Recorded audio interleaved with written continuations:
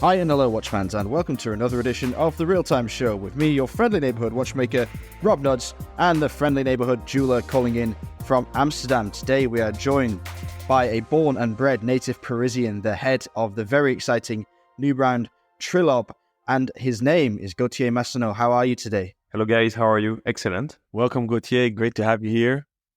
I'm a huge fan of Trilobe. Thank you. We just got schooled because we used to say Trilobe. And we just got schooled on our French. Again, Rob, I swear, you and I need to go do a crash course French, dude. We've both had a crack at it so far, and I know that we're both wrong. I did something weird with it, and you definitely hung too long on that B. So let's get the man himself to tell us exactly how we pronounce it properly, so everyone knows. Thank you so much for having me. Yeah, indeed. No, you got it perfectly right. Then the name of our maison that we are building is Trilobe. Which is by the way a reference to it's a shape of architecture that you find all around I would say Europe and Mediterranean up to Asia. Actually, it's the shape that we use as the symbol of the brand. It's a universal shape. It's named the Trilobe, and it's a little hello to my parents who are architects. By the way, I always say that there was not enough space to put my entire name on the dial. I had to find something else. You don't build the brand yourself. We're 17 people now. It was quite important for me that the name of the brand is an umbrella under which, each and every individual in the company can identify, can be proud of, rather than the name of a single person. So it to be more welcoming. I see, yeah. It is certainly that, yeah. When I was a watchmaker myself, I was dreaming of starting a brand one day, and I gave my imaginary brand a terrible name. I called it Manlin because I grew up in Manchester, was born in Dublin, but the less said about that the better. But the logo was almost the same as your logo, and I pulled it from, I think it was the corner of a rose window in the Notre Dame Cathedral, because I was obsessed with the repetitive motif featuring in ecclesiastical architecture, which was something very close to my heart. And now here you are with this wonderful brand and this wonderful logo hailing from the city of said cathedral. So yeah, I'm glad to see it. Thank you. That's good. I just changed your name, but well, you did a better job. At least your name is a little less cringeworthy than the one I came up with. But these 3 points of the logo, do they stand for anything? Because brands often have like 3 core values. What would you say Trilobe's 3 core values are? First of all would be creativity. That's the top notch. Of course, we try to ally that with quality. That's for sure. And we like to take step aside. That's another thing. It's funny. I was listening this morning about a podcast on French radio about brand creativity and how you need to step aside to put your brand in contradiction to activate the creative parts of your brand. And they made an analogy with which I find interesting. I'm not a football player myself, but they talked about how futsal was born in South America in the 60s, a bit earlier than that actually, and the fact that the ball doesn't have a strong bounce, and that futsal players had to be super agile and much more creative in the way they played, so that the futsal worked, and then they went playing into classic football. And that's that in the 60s, 70s. And that's why Brazilian players were so good at that time, is because they learned football with constraints, with, a different view, so that they could become creative and that they won some World Cups at that time. Sorry for the little aparté. Anytime you want to take a detour down a sporting route, Alon and I will follow you. We are both, well, at least Alon's very keen on sneakers, and I'm very keen on sports, so we're with you there. Alon, what do you have to say? It's interesting that you talk about the bouncing of the ball, because I know that you are historically a banker as well. And I'm curious if you read The Second Bounce of the Ball by Roland Murat Cohen. So he applies that analogy you just explained of being creative by predicting where the ball bounces after the second bounce. Okay. Also forces you an investment strategy and a corporate strategy. But I'm deviating. So Gautier, You only started Trilobe Yeah. 7 years ago, I believe, almost 8. No, not that far away actually, because I mean, there was of course a few years of R&D, of research, of prototyping, of failures of the prototyping, and so on. But the official launch of the brand was in December 2018. So we will be, I don't know if we can celebrate, but we'll be celebrating at the end of the year the 5th anniversary of the brand. So you're born and raised Parisian. Parents are architects. You have an economics background. What made you go into watchmaking? Born and raised Parisian, but I spent a lot of time outside of France, outside of Paris. I spent a few years in Tokyo, the early 2010s, which was a quite interesting experience. Then a few years in the Middle East as well. So I guess it's the creativity comes from the mix of influences that you can meet in your different journeys, I would say. When did you make that pivot after traveling, studying different schools, and working in finance? It started as an extremely personal project because I wanted to get my first watch, hands on my first watch, and I really wanted to have something which was very different yet quite classical. There was a watch I loved at the time. I still do love that watch, but which is the Zeitwerk by Lang & Söhne, which was slightly out of my reach financially. Though I was attracted towards watchmaking that, of course, told time, that was well made, but that told a very different story. I did not want the three hands classic ones. So I told myself, I have this idea of seeing time differently.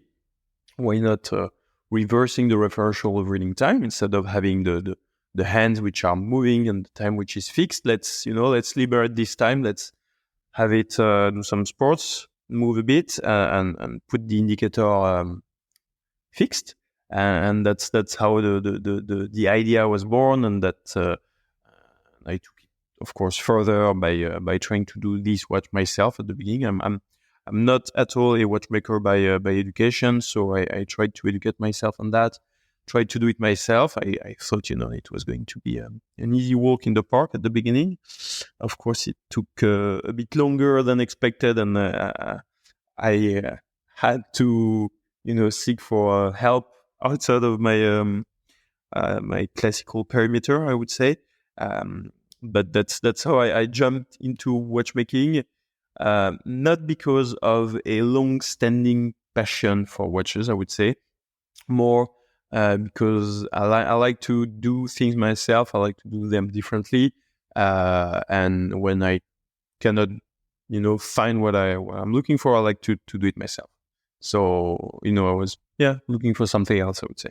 You took one hell of a difficult route just because you like doing things yourselves. I mean, for those of us that have fallen down the watchmaking rabbit hole due to our almost organic passion for it, the idea of choosing it when we could have chosen anything seems almost madness now, because it's a torturous existence if you really throw yourself into it wholeheartedly, as I'm sure you know now.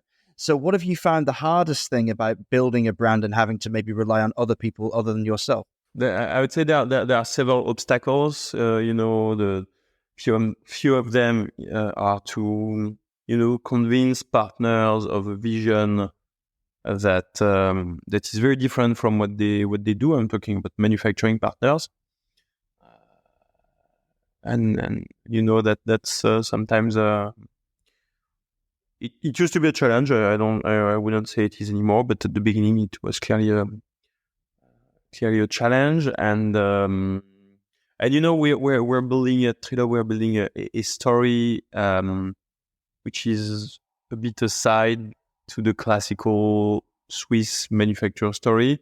It was a gamble at the beginning. We were super glad we did it, and it's something that works very well for us. But at the beginning, to say, I'm not a watchmaker, I'm not Swiss, we're going to make watches differently. We're a French house. We heard a few, a few rumbles in the voices of partners at the time. But I'm certain now we know we made the right choice, the right decision, because we do watches very differently. We also want to have a message which is very sincere, very coherent, and that has to be different at 360 degrees. And that implies, doing things ourselves as well, doing that in Paris. We have our team of watchmakers now well established in Paris, where we make the watches. And by the way, it's in Paris not for the cocorico side, for the sake of being French. It's more that we like to do things homemade, and home happens to be in Paris. I see. And of course, you have complete control over what you do in-house. And you mentioned that you ran into some resistance when you took your novel idea to your manufacturing partners. Now, I assume that you're talking mostly about movement manufacturers, because that's really where the main point of difference is. Can you tell us exactly what kind of alternatives they suggested? Did they try and push you down a more traditional route? A little illustration is that when the first prototypes we had, the mistake I made at the time is that I did not dig deeply enough into the technical construction, so that it allowed constructors, our partner manufacturer, to apply usual principles that they use everywhere. For example, when we had the watch finally assembled working, I thought it was super thick when you took the watch, the first batch, and I was like, I don't understand why there is so much space between the dial and the front glass. And what the technical bureau told to me was that no, it's normal for the hands to have the ability to go from the dial to the top to move, actually, so that the hands can have this tolerance of moving. And I responded, but we don't have hands on this watch. It's not needed. You'd think they would have noticed at some point. Yeah, exactly. Yeah. And because your hand, when you move, it can go on a Z axis. It can go from down to up. You need to allow this mobility, but there is no hands here. And they're like, yeah, that's a fair point. Of course, it's a fair point. Right. So we learned from this that you have to be either entirely mainstream in the construction of your movements, or very, very clear about what it is that you're hoping to achieve with your novel construction. I have to say, the end result, the design of it, is absolutely beautiful. And who did you work with to manufacture this movement? We did all the I would say, prototyping phase with Jean-François Mojon from Cronod, well-established Swiss developer, and now our partner manufacturer is named Le Cercle des Horlogers, just nearby La Chaux-de-Fonds, and they do take care of the current manufacturing of our movement. Did you personally have a lot to do with the aesthetics of this movement, or was that something that was suggested to you from a mood board, for example, and you made your selection? No. It's 100% in-house constructed by me. From the way the wheels will be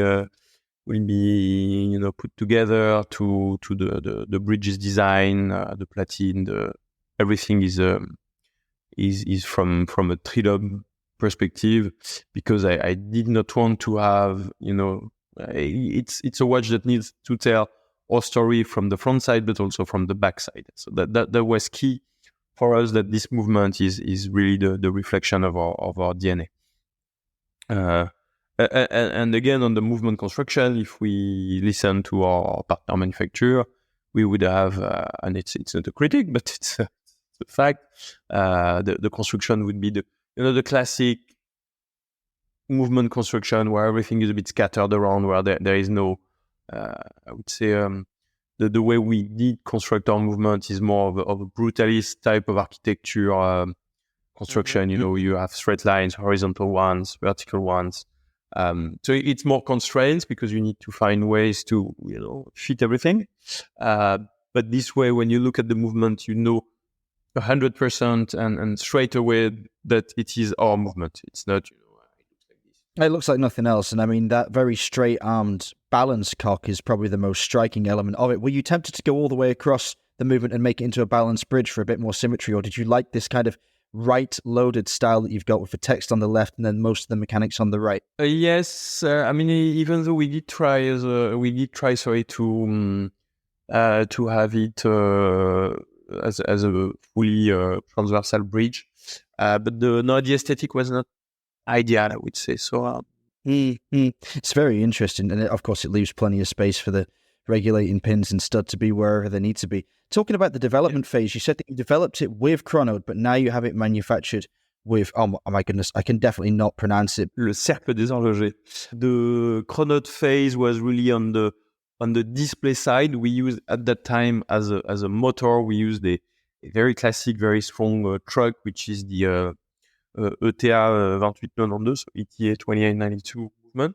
Yeah. So you had more of a modular or a dial side complication to Absolutely. form the display. Okay. Completely.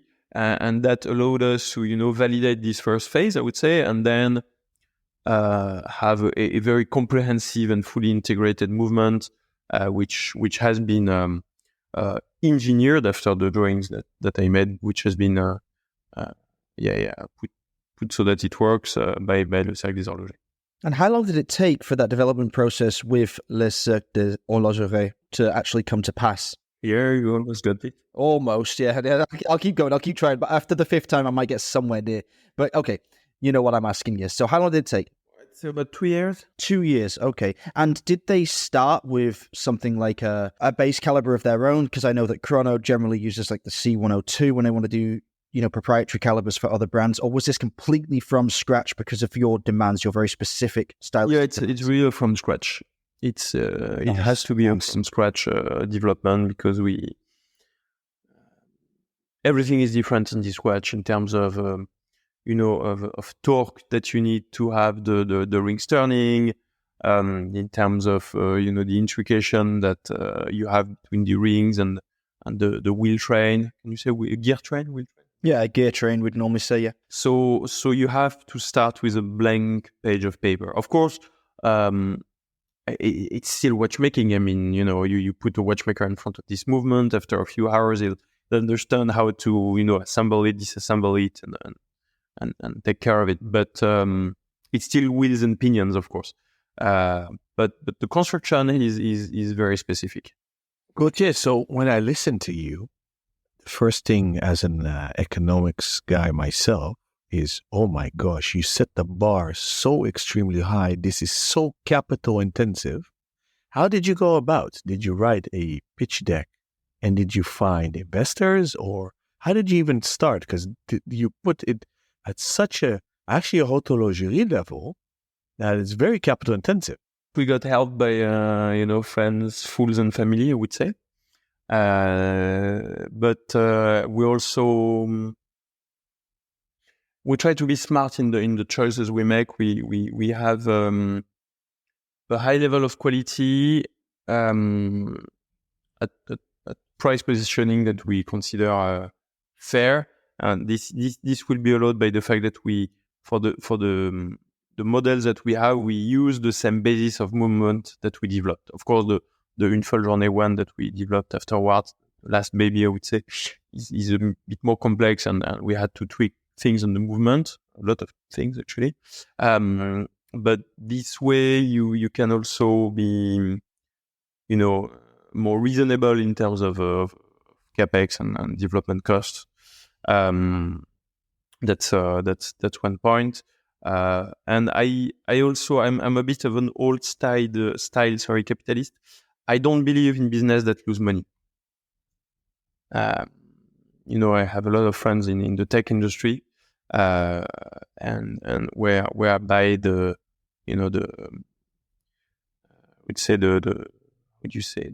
KPI of success is the the amount of money that you raise and how much you lose at the end of the year. I consider that, you know, what we're building is a business is a maison for the very long run or very long term. And you cannot build a solid house if you don't have, you know, proper economic development. So we are not going too fast. That's one thing. You know, we choose not to open some markets because that would imply, you know, buying more stock, being more at risk financially as well, or need to, you know, seek the help of financiers. So we're a bit cautious on that because I'm quite convinced that on the long run, that's the good strategy. So would you say today, 5 years down the line or 70 years down the line, you guys are still independent? We'll see, but what I value a lot with independence is that I think it's what I value about independence is that it allows you to be, you know, you don't have any restraint in terms of creativity.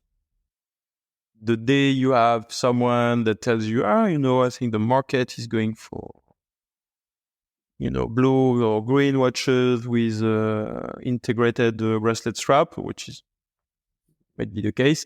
You know, you're not going to be creative. You're just following the lead. And I'm convinced that our strength is that, you know, we're not following fashion because we want to build products that make sense today, but that will also make sense in 100 years. And that for that, I think independence to some degree has a lot of value. You know, we don't test our products with customers. You know, we draw what we like, and you know, if people like it, that's great.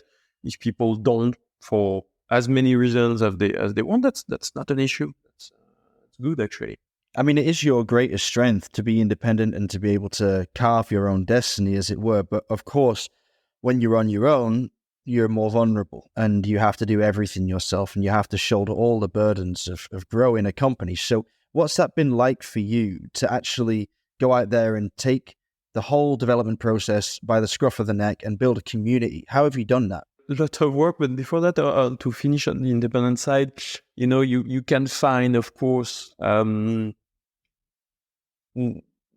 so much independent companies that still keep being super creative. I'm thinking, of course, about now François Paul, in which Chanel has a fair stake.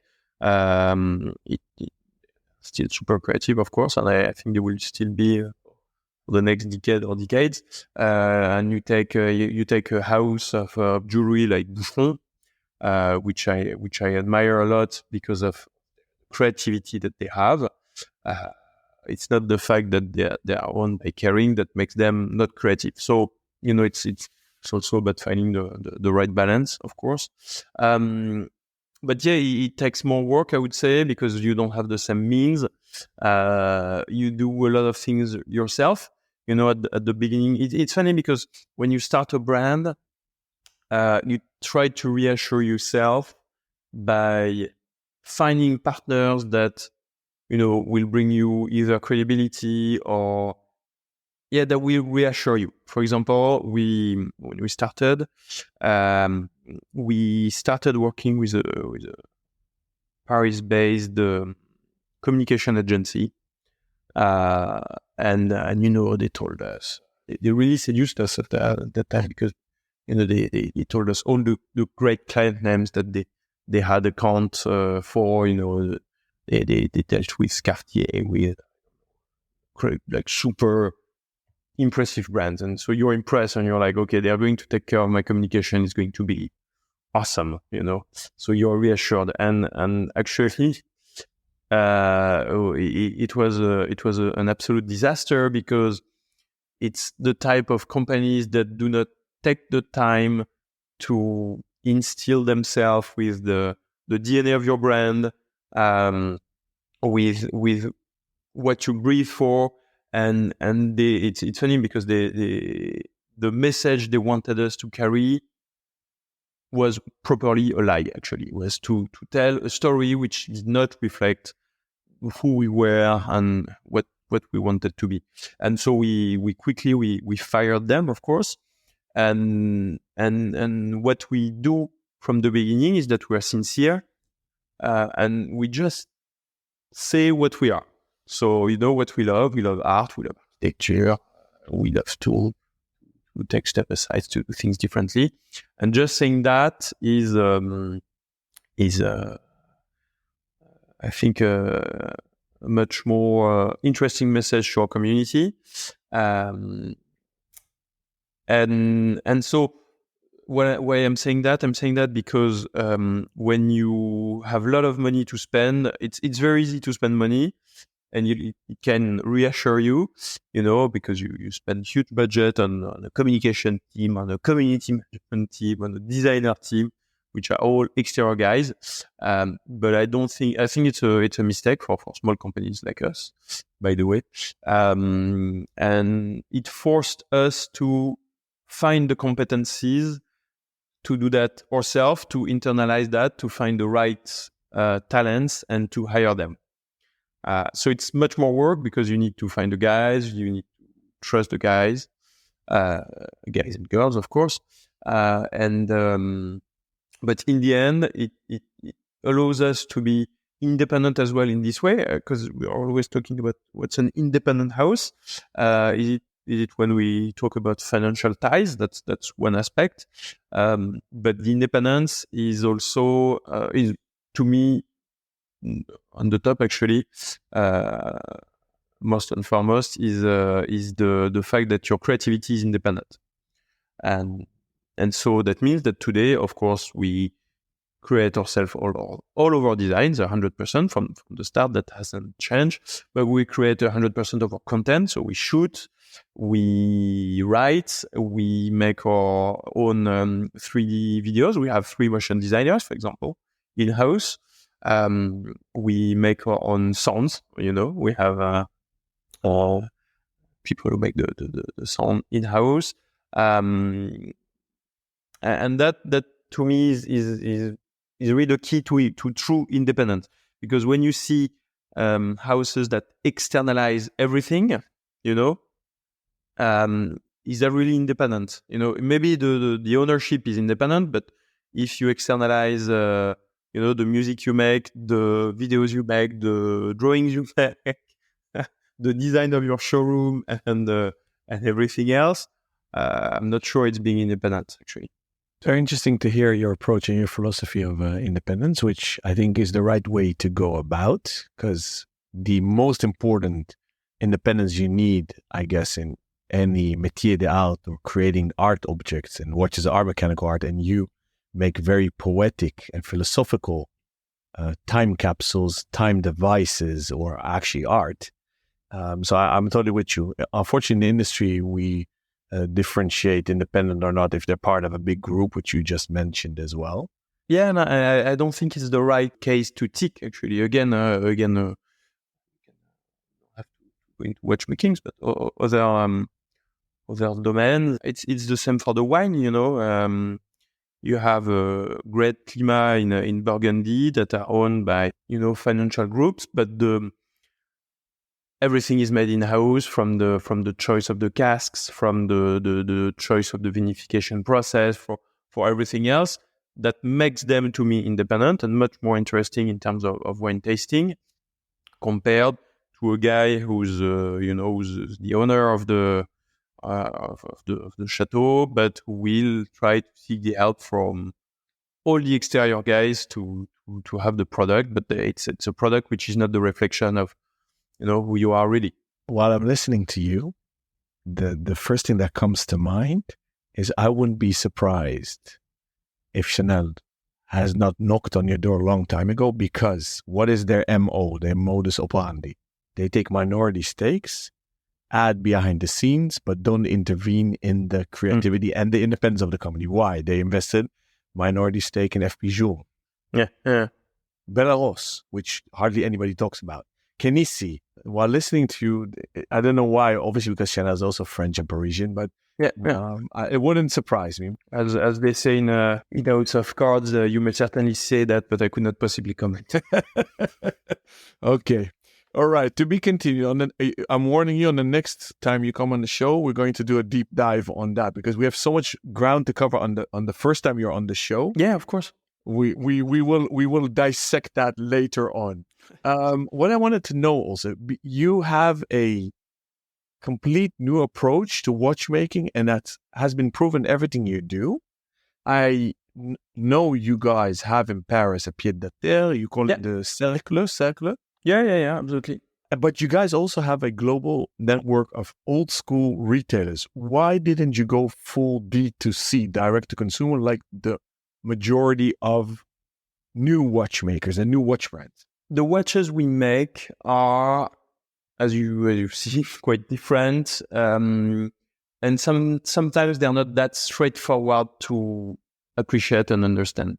And benefiting from the help of people that, they know their customers, they know how to talk about a watch. To us, it's very important because we're building a brand on the long run. And to do that, I'm 100% convinced that you need to do that with partners. You cannot do that alone, and you cannot possibly have a worldwide coverage without the help of people that do know, each of their market. And you cannot address and explain your watch the same way you will do in Amsterdam as you will do in Kuala Lumpur.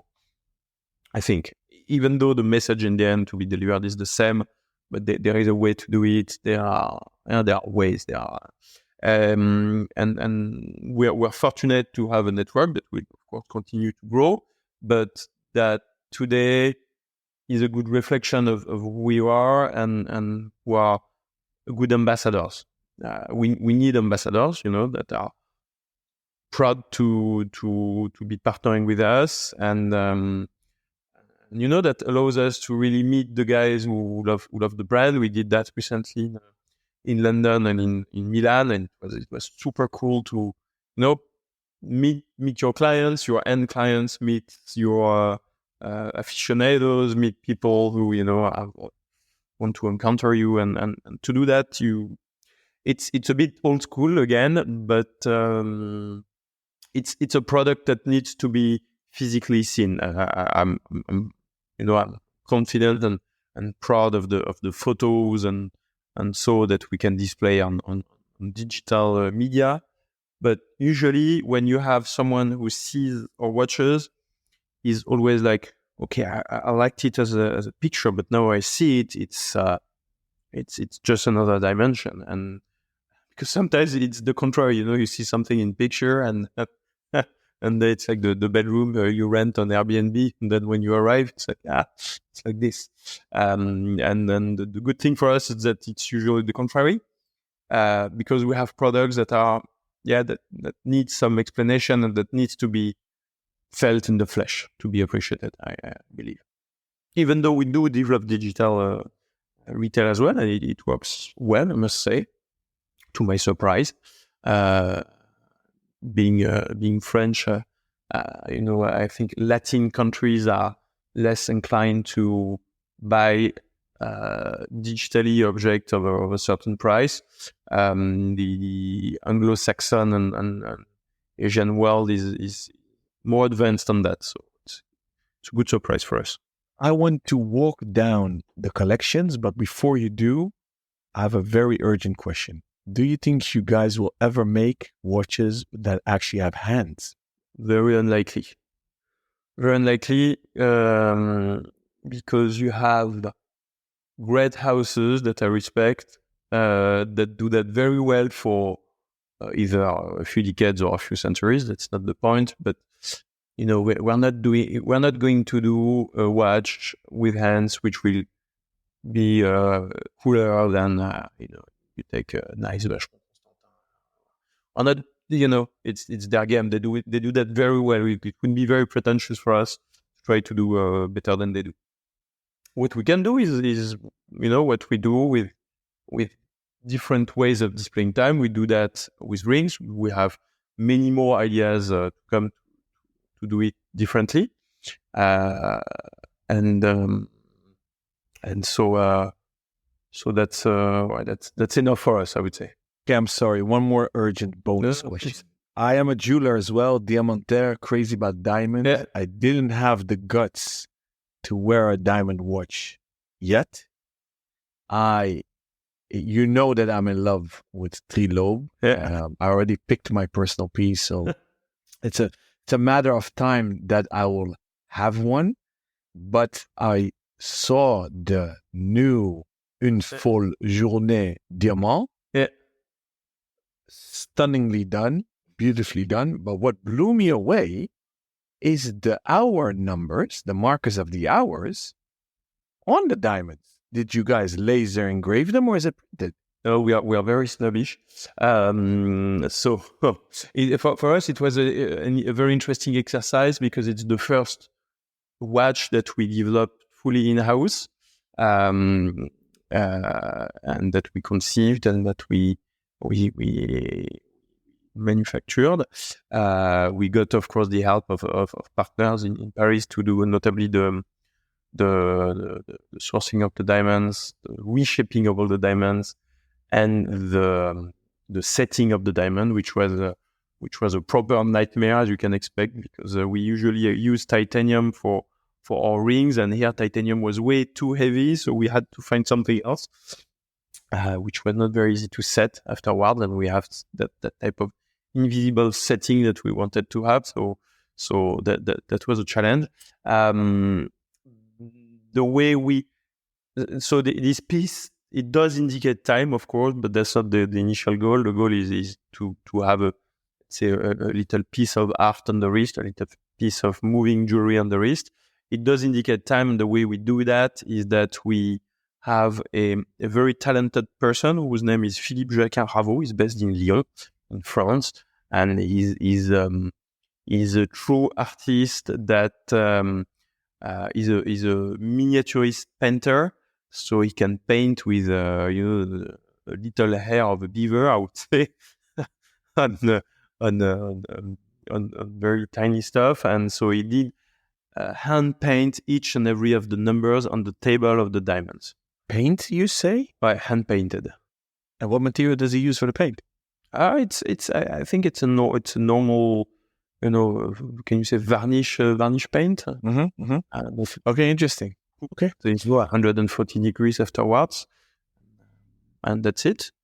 Amazing. I can't wait to see it in real life. So now I'm going to shut up and please walk us through the collection in chronological order, please. We have 3 key collections, always based on the principle that time is moving and the indicator of time is fixed.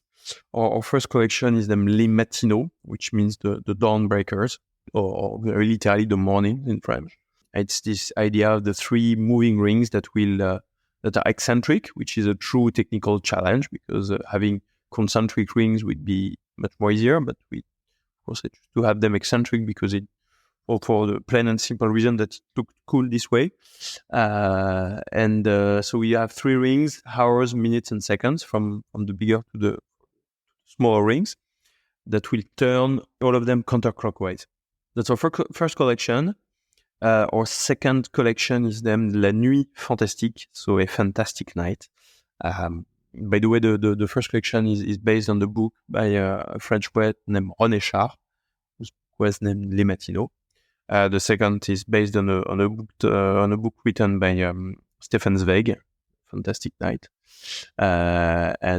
This one is, I would say, a bit more classic in terms of display, even though, of course, it doesn't have any hands, and you have a little aperture to show the minutes. It's a more classical watch in the technical sense as well, because you have a Gautier and the seconds dial as well, and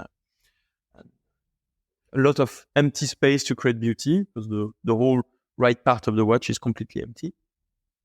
And last year we launched our third collection named Une Folle Journée that we talked about in its diamond version, which is really our first collection, Les Matinaux, that we exploded into 3D under a gigantic bubble dome.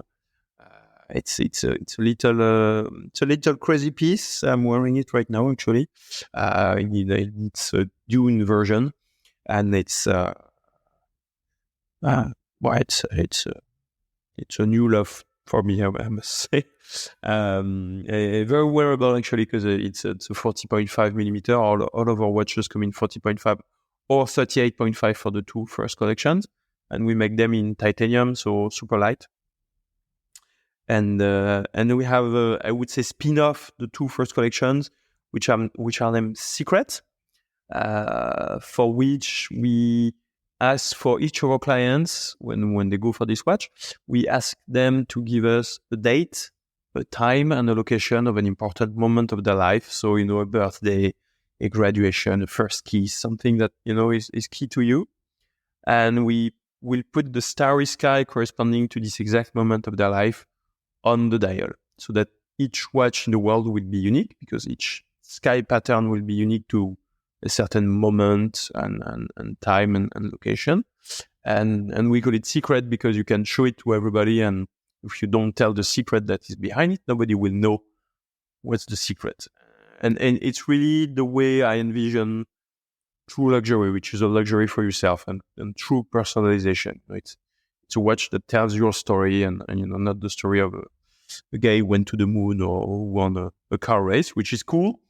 But I think personalization has to go, much further than this. Do you think that there's going to be more personalization in the future? Do you think this is something that the industry is moving towards, or do you think that it is something that will always remain a slight niche? I don't think so. You could not imagine the number of emails we receive every day, every hour, for guys who want, I would like to have this dial made like this, with type of typo, of font, with, everybody. We're living in an era or whereby, you want to show your differentiation, your difference, and which I fully understand. I'm convinced of that.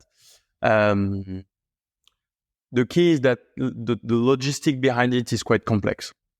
If you want to, some guy want to have a blue dial with green numbers and whatever, there are two things. The first thing is that sometimes the demands lead to watches that do not fit our standards in terms of aesthetics.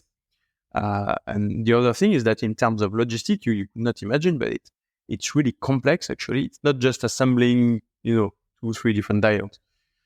It's starting a production line or stopping a production line to start a specific project, and cleaning all the galvanoplastic bath, and so it's personalization is very complex, and at the same time, the demand for it has never been that strong, and I'm convinced about it. So the way we do it through the Secret watch is almost manageable in terms of logistics, even though it's a long process. But there are other ways to do it. We will do it in the next years to bring to the market other ways to do what I call true personalization. Again, not just an engraving on your case back, which is important, but that which can be important. But that's, to me, the basis of the pyramid. You need to go further than that. And there are other, I would say, smart ways to personalize an object, to tell the story of its owner, without being, a logistical nightmare as well. And do you think you've figured out a way you can do that without sacrificing the brand's design code? Absolutely. Yeah. We have several other ways to do it that we haven't displayed yet, but to do real personalization. It sounds like you have an enormous community already aware of your existence and all the good work you're doing. But what I'm interested in knowing is what the most effective community building strategy for Trilobe has been. Was it something online? Was it more physical events? Was it print media, for example? How did you get this following? It's a mix, I would say. We never invested a dime in digital, which is a strategy we will keep doing. Well, when I say that, is that we never bought followers, or invested on influencers. That's something we've never done, and I hope we'll never do it. Because in the end, our best influencers are the people who proudly wear their watches. And that's, I always have this story of a client at a dinner where everybody was wearing, a 5711, cool watches, I would say. And the only watch that went around the table was his watch. Because we have people super proud of what they have with a watch which is, super sportable as well. And that's I think what would make our community quite strong. And we do invest a bit in print media, but only in France. So I wouldn't say it's our first vector.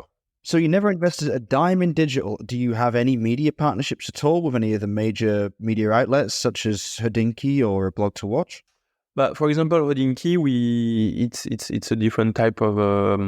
For example, last week we launched with Hodinkee a limited edition of 30 pieces of our Nuit Fantastique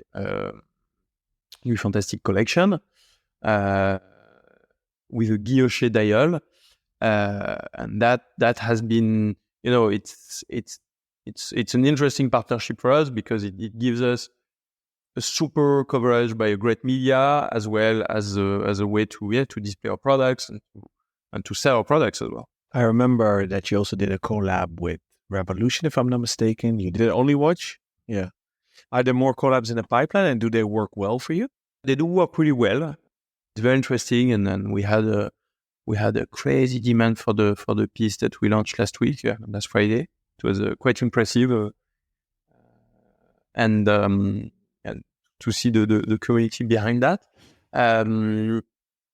It's funny in collaboration as well. I think we could do this year. We could do about 35 collaborations. To me, again, it's a brand development choice. We know brands that do a collab every 2-3 weeks. That's a way to do it. Personally, I don't think it's a good thing to do. We are limiting ourselves to, I would say, one every year. I think it's good.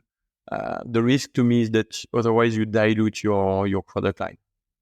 And why do you do it with him or her and not me? And so that's our rule. We do limit that. And talk us through pricing, please. I remember you guys when you started, you came in under 10K. Now, obviously, with the inflation going on in the world, if I'm not mistaken, your entry level in euro, including VAT, is just above 10K. Is that correct? Absolutely, yeah. And then that's for titanium, and then you go up. If you go to the different model, it's about 23.5, I believe. Absolutely, yeah, a bit below that. No, 23.5, absolutely, with taxes for the in-full journey. Up to, of course, the diamond watch, which is slightly more pricey. But this has been our strength as well, is that we've always been convinced that you can do high-end watchmaking, well-made, homemade, with a proper touch, and that you can see the product is super different at a price that makes sense. And do you see Trilobe in the future going down in a price bracket? Is that the ambition, or you set the mark and there's only one way and that's up? We're already struggling so much to produce, to be honest, that it wouldn't make sense for us to try to do products at 3,000 euros, 5,000 euros. We don't have the ambition to do volume, to do large volumes. We want to build our brand, to be able to produce a bit more, of course. But, doing watches at 3,000-5,000 euros, you need to do several thousand watches per year to make it. That's a whole logistics. That's a whole new world of issues coming up. I think we have enough on the plate. And so we want to keep, that's our strength. We want to keep a fair price for all of our watches, especially to allow people who who love independent watchmaking, who want to have something different, but who are not, rich as crazers, be able to buy that. That's why we have these collections. But we're also exploring ways to, creative ways that will lead to higher prices. So, our dear listeners, if you're on the fence or you got intrigued by this episode, don't sit on the fence. Get going, because the waiting lists are already 6 to 12 months, I believe. But that more 12 than 6. Okay. So you've heard it from the man. Go do your homework, trilobe.com, or find them on Instagram, Trilobe Watches. So the handle. I think that maybe we should wrap it up here and get you back on the show again. Please, Gautier, thank you so much. With pleasure. Thank you so much for your time. And Rob, nobody does the outro better than you, so the mic is yours. Yeah, thank you very much for your time. It was really fascinating to hear your insights into the company and the industry in general. If you'd like to ask us any questions about this episode or get involved in future episodes, then please contact us maybe on Instagram. I'm there at RobNuds, ROBNUDDS. Alon can be found at ALONBENJOSEPH. You can contact both of us via our emails, either Rob or Alon at therealtime.show, or via the contact form on the website www.therealtime.show. Please like, follow, subscribe, and share the podcast with all your friends. We'll be back next week. Until then, stay safe and keep on ticking.